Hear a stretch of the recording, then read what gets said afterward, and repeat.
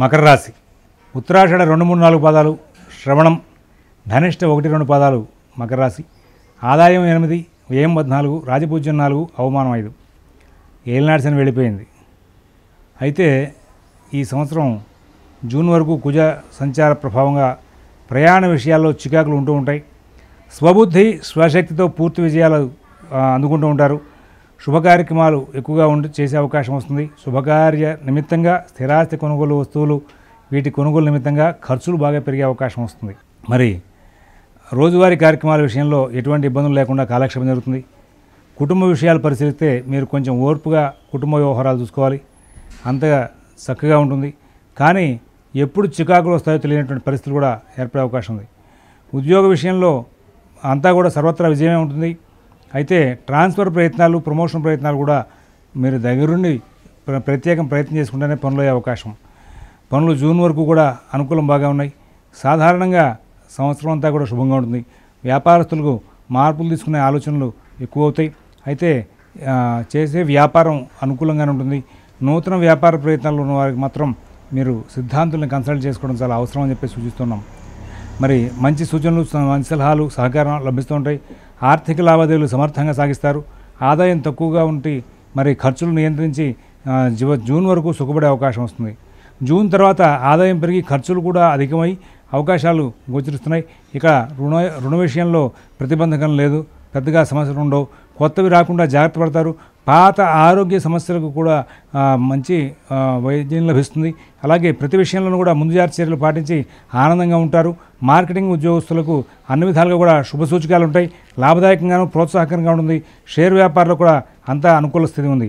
రైతులకు శ్రమ ఎక్కువ, శ్రమకు తగిన ఫలితాలు అందుతాయి.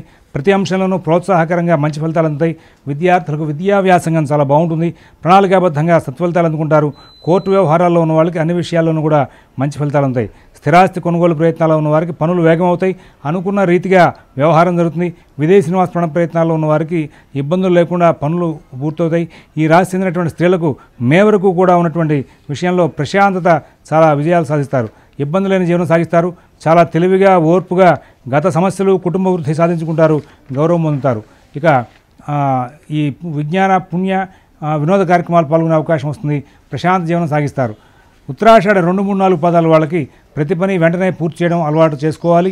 అనాలోచిత కార్యక్రమాలు ఎక్కువగా చేస్తుంటారు. నమ్మకంగా మోసపోయే లక్షణాలు ఉంటాయి. మీకు అధిక సార్లు మీ పనుల్లో మీరు ఇతరులు చొరబడే అవకాశం వస్తుంది. ఉద్యోగ, వ్యాపార, కుటుంబ, ఆర్థిక విషయాల్లో ఎవరి సలహాలకి మీరు ప్రణాళికలకి అవకాశం వద్దు. అలాగే శ్రవణ నక్షత్రం వాళ్ళకి మరింత శ్రద్ధ అవసరం. ఇతరులకు డబ్బులు ఇవ్వడం, మరలా రికవరీ విషయంలో మరి ఇబ్బందులు ఉంటూ ఉంటాయి. ఎవరికి సహకారం చేయవలసి వచ్చినా ఆ కార్యం గురించి నిర్మోహమాటంగా వివరాలు తెలుసుకోండి. మీ ప్రాకృత ధర్మం విడిచి ఇతర వ్యాపకాలకు ఆకర్షించిపోబడినప్పటికీ కూడా వాటి జోలుకి పోవద్దని చెప్పి సూచిస్తున్నాం. మిత భాషణ, ఓర్పు మీకు శ్రీరామరక్ష గుర్తుంచుకోండి. ధనిష్ట 1, 2 పాదాల వాళ్ళకి ఈ సంవత్సరం అంతా కూడా కర్తవ్య నిర్వహణ, నిబద్ధతతో ఉండి మంచి గౌరవం అందుకునే అవకాశం వస్తుంది. కొత్త వ్యవహారాలు జరిగే పోతున్న సూచన. వ్యాపారులకు వర్కర్స్ ద్వారా సహకారం బాగా అందుతుంది. కొత్త అలంకరణ వస్తువులు, వాహనాలు కొనుగోలు విషయంలో ఎక్కువగా దృష్టి ఉంచుతారు.